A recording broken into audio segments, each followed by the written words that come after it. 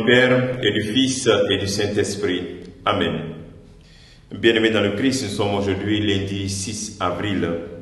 Et la parole de Dieu que notre Mère Église nous propose est extraite de l'Évangile de Jean, chapitre 12, versets 1 à 11. Nous sommes donc dans cette semaine, qui est une semaine sainte. Quel que soit ce que nous vivons autour de nous, cette semaine demeure une semaine sainte. Une semaine où le Christ nous montre le plus grand geste d'amour qu'il a réalisé pour nous. Nous écoutons donc l'évangile de ce jour. 6 jours avant la Pâque, Jésus vint à Béthanie, où habitait Lazare qu'il avait réveillé d'entre les morts. On donna un repas en l'honneur de Jésus. Marthe faisait le service. Lazare était parmi les convives avec Jésus. Or Marie avait pris un livre d'un parfum très pur et de très grande valeur. Elle répandit le parfum sur les pieds de Jésus, qu'elle essuya avec ses cheveux. La maison fut remplie de l'odeur du parfum.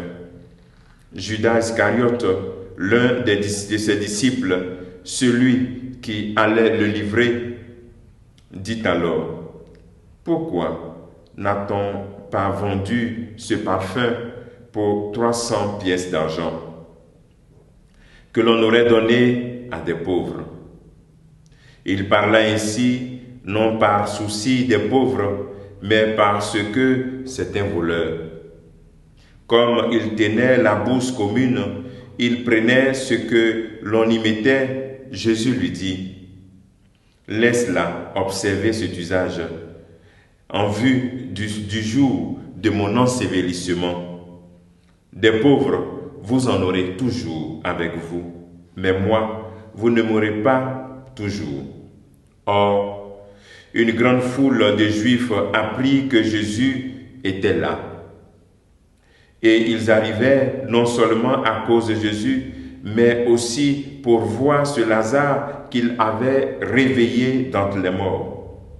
Les grands prêtres décidèrent de tuer aussi Lazare parce que beaucoup de Juifs, à cause de lui, s'en allaient et croyaient en Jésus. Acclamons la parole de Dieu. Louange à toi, Seigneur Jésus.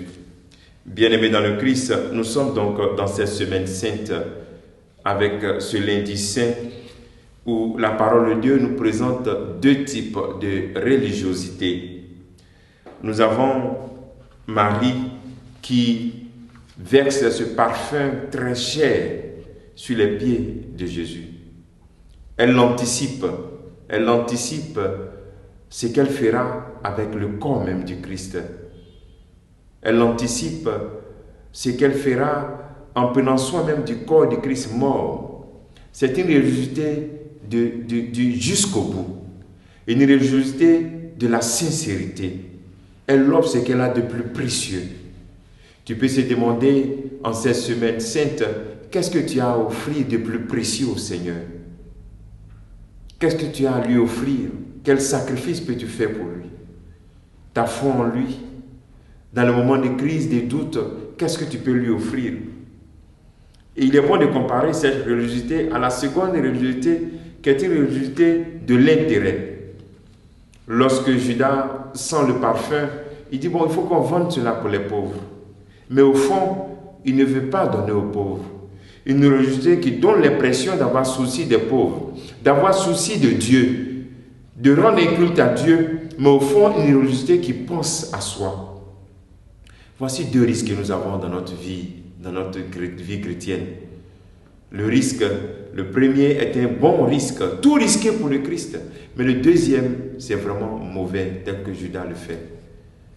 Aller à l'église, faire des quêtes, donner l'impression que nous voulons donner cela aux pauvres, mais c'est pour nous-mêmes. Inventer des choses pour les pauvres, or c'est pour nous-mêmes. Une religion de l'intérêt. Ici, Judas veut instrumentaliser les pauvres pour avoir l'argent pour lui. D'ailleurs, il va sacrifier le Christ pour l'argent. Bien-aimé dans le Christ, il est bon de choisir en cette semaine sainte quel type de religiosité vis-tu actuellement.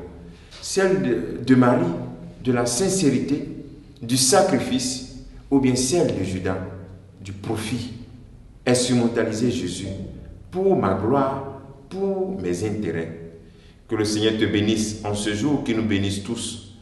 Lui qui est Père, Fils et Saint-Esprit pour les siècles des siècles. Amen.